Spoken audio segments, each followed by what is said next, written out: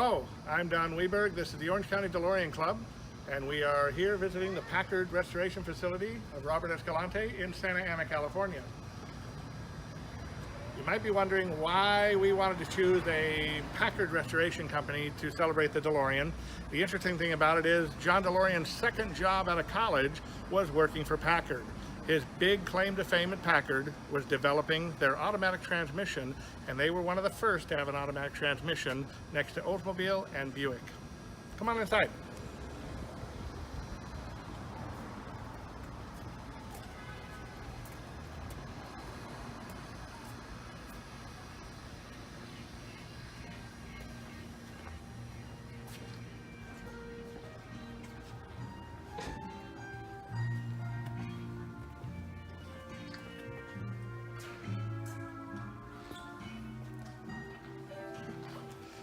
A sweep around and you'll see the shop where Robert Escalante and his brothers and team do all the work for the Packard restoration.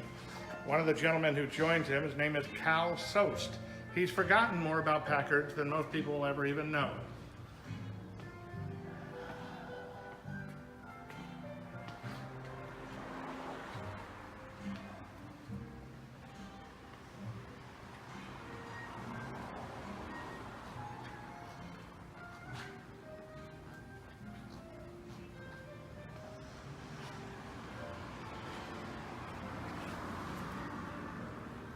People have long forgotten about Packard as an American luxury car. It was started by the Packard brothers way back in the 1800s, and it sustained until the late 1950s when its merger with Studebaker actually went out of business, and the whole thing failed. What was ironic about it was Packard was trying to save the other company. Packard was healthy until they married that company, and they both went under. Pretty sad stuff. Over here in the corner, we kind of walked away from it. There's a dark brown limousine Packard. Fans of The Godfather might recognize it from sitting outside the church where Michael Corleone's daughter was getting baptized. It's only seen briefly, and it's seen with another hunk of bunch of different Cadillac limousines, so it sort of blends in. But if you watch the scene outside the church, you'll see this car was there. Robert brought it back from the dead with his shop. It took him over 5 years to do it. But the interior, everything is done. And you'll see it actually won an award just recently at a local concourse.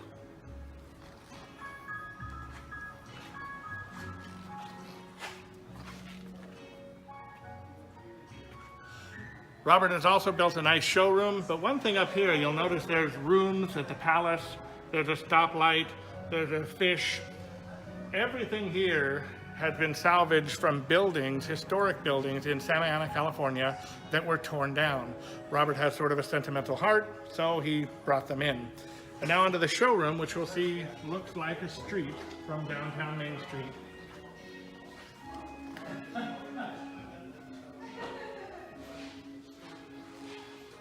The lamp that you see there is from a hotel that was recently torn down.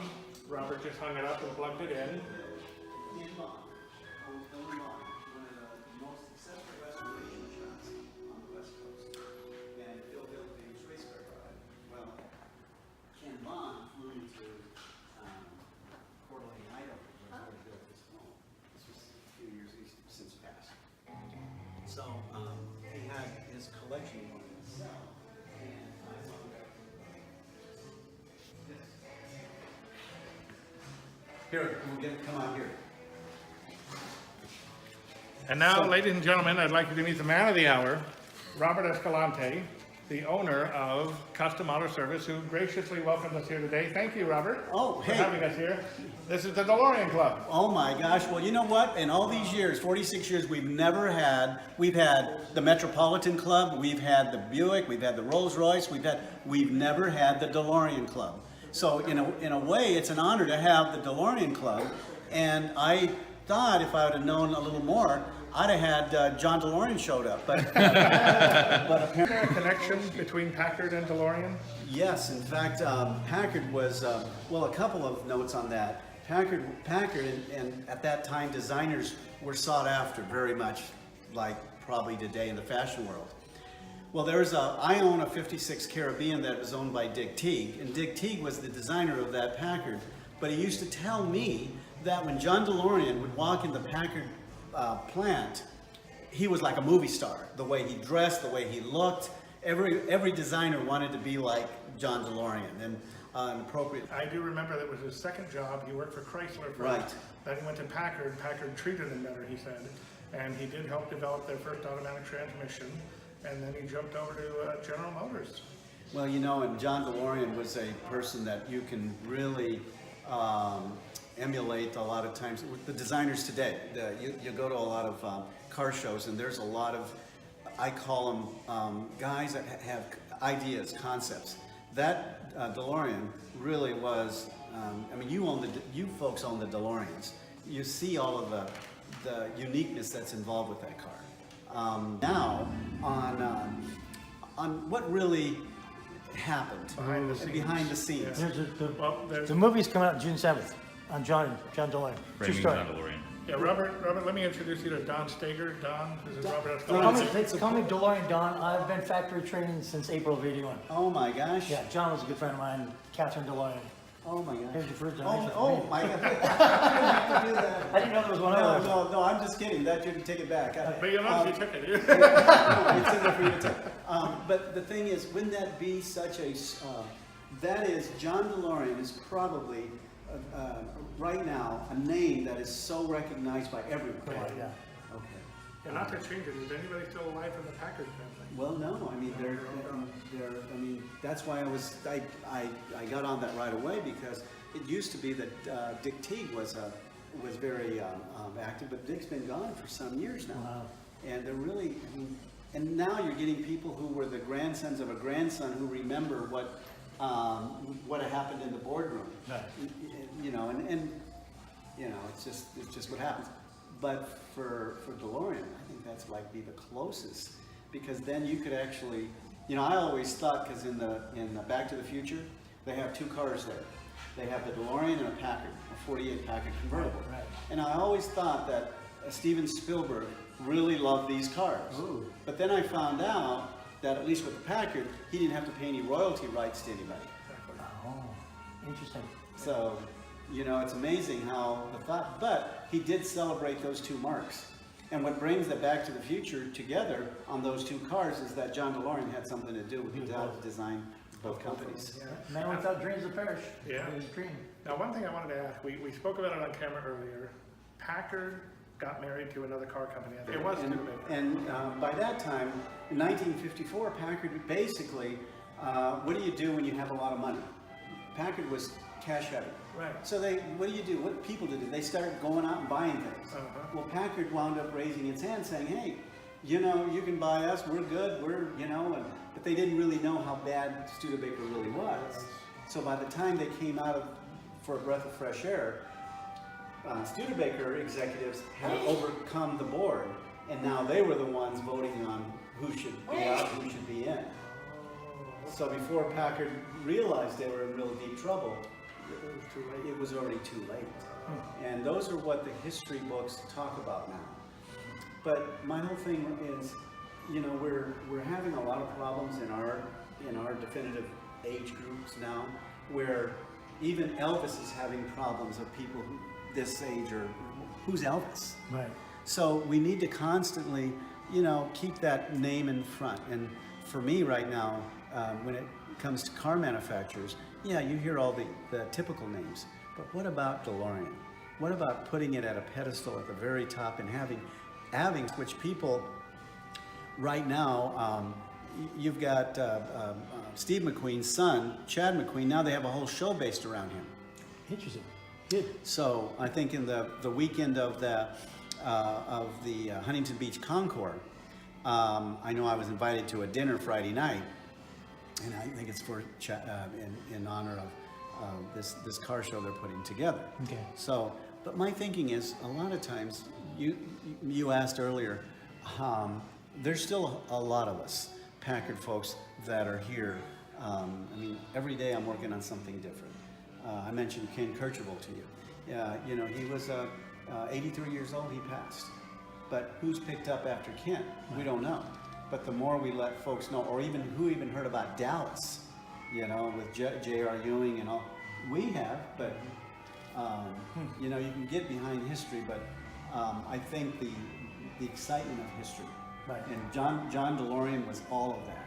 He was so exciting for the designers. He was so exciting for, I mean, he kept that, just his name Yes. made you want to buy a car. But you know, I'm not that well versed as you are.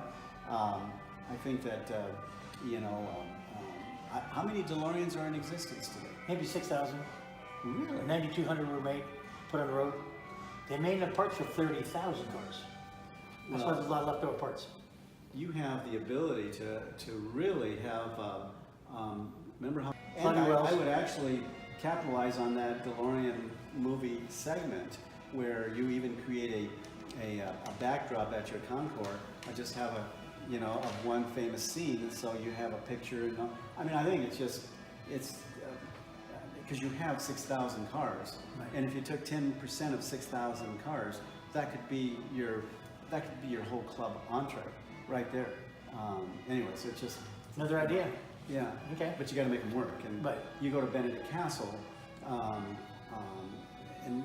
how many cars do you have at Benedict? Probably about 8. Okay. Now, what did you like about it? What didn't you like about Oh, I mean, you get 300 of some of the best cars in the world there. it? Yeah. It's awesome. And plus, you know, it's the whole purpose of it is to help kids off the streets with drugs, alcohol, and all that kind of Raise it for Teen Challenge. Teen Challenge, yeah. Yeah. And That's so- my main reason. Yeah. No, and it's Charity. you know, a lot of folks. Yeah, check. No, in cash. That's why I bring that. Isn't that $1 million picture on the wall? On your little pallet bag at the back, that Weedenhoff, is it a battery charger or is it a? It's a better.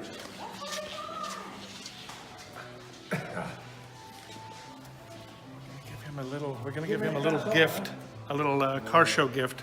So let's go catch him as they look at the Wiedenhofen. His Uncle Al. Oh, yeah, it's enough generator. Yeah. So, actually, it works. It works, but I'm thinking I'm going to take this. Robert, thanks very much for hosting the DeLorean Club of Orange County. As thanks, we'd like to give you a $1 car show in Fullerton, so we hope you'll go and just have a good time. No bringing Packards, no nothing, just go and have a good time. The man brings cars to every single car show in Southern California, truckloads of them.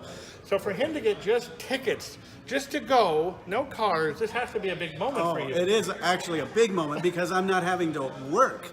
If at Benedict Castle, I get there on Saturday in the morning and work all day, and sometimes they say, well, why didn't you come to the gala? At 5 o'clock while they're going into the gala, I'm still there helping park and position these cars. But thank you so much, Don. Thank you. Don, thank you. Okay. I don't stammer it, Don, so. Don squared. Yeah, thank you for the tickets. Thank you. All right. You deserve it. You're welcome. You know what? I've got a good idea. Why don't we go out and you take him on a tour of a DeLorean? Want to do that? Okay, I'm Let's all. go. We got this. Start like moving these. If the doors are adjusted properly, they go up fine, they don't come down. They stay up. I think what you did to yours with the auto, I think that's so cool. Oh yeah, automatic door openers? Yes. How much would that cost to do to transfer? The kit probably costs you $250. And you're looking at probably about 5-6 hours labor. About $500. That's such a cool way. It is. He just presses a button and all of a sudden the eagle has landed. Yes. I have one person in the world who actually has got it to the point where they put Cadillac, they put them where you can raise it up and pull it down. Oh my God. Yes.